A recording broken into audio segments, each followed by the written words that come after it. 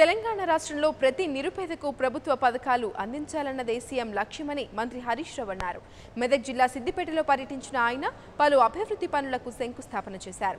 Siddipet municipal కార్యాలయంలో 221 మంది లబ్ధిదారులకు ఆసరా పింఛన్లు అందజేశారు. అదేవిధంగా ఇబ్రహీంపూర్లో 13 మంది దళితులకు 30 ఎకరాల భూమి పట్టాలను పంపిణీ చేశారు.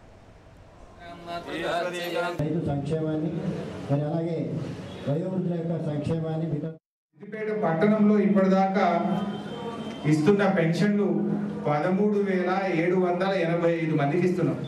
నెలకు 1000 రూపాయల పెన్షన్ ఇస్తాం. మండలాలు సిద్దిపేట పట్టణం కలిపితే 44,241 మందికి పెన్షన్ వస్తుంది.